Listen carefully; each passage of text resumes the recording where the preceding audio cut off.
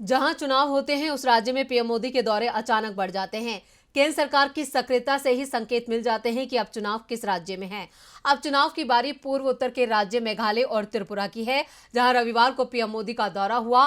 PM Modi ने इस दौरान विपक्षी दलों पर जमकर निशाना साधा। अब इसे लेकर विपक्षी दलों की ओर से जोरदार पलटवार देखने को मिल रहा है, खासतौर से त्रिपुरा में। देखते हैं ये रिपोर्ट। मेघालय और त्रिपुरा में चुनाव का ऐलान महीने भर के अंदर हो जाएगा। चुनाव करीब हैं, ऐसे में बीजेपी ने दोनों ही राज्यों में अपनी सक्रियता बढ़ा दी है। त्रिपुरा में सरकार बीजेपी की है तो मेघालय में बीजेपी की भूमिका सरकार में सहयोगी की रही। दोनों ही राज्यों में रविवार को पीएम मोदी ने रैली की, कई कार्यक्रम आयोजित किए गए। रैली में पीएम मोदी ने विपक्षी दलों पर विकास की राह में रोड़े अटकाने के आरोप लगाए और अब पीएम के आरोपों पर विपक्षी दलों की ओर से पलटवार किया गया है। त्रिपुरा में कांग्रेस के विधायक सुदीप रॉय बर्मन ने केंद्र की बीजेपी सरकार पर जमकर निशाना साधा।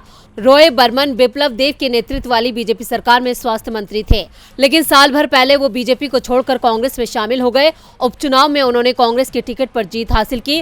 कांग्रेस विधायक ने कहा कि सब जानते हैं कि पीएम मोदी त्रिपुरा में बीजेपी नेताओं की अंदरूनी कलह का समाधान करने आए थे और उन्होंने एक रैली भी की जिसमें यह संदेश देना था कि पार्टी में एकता बनी हुई है, लेकिन वो ऐसा नहीं कर पाए। ना तो मोदी ने रैली में किसी जनजातीय नेता का नाम लिया और ना ही कोई जनजातीय नेता प्रधानमंत्री की रैली में शामिल हुआ, जो यहाँ बीजेपी में टूट को साफ बताता है।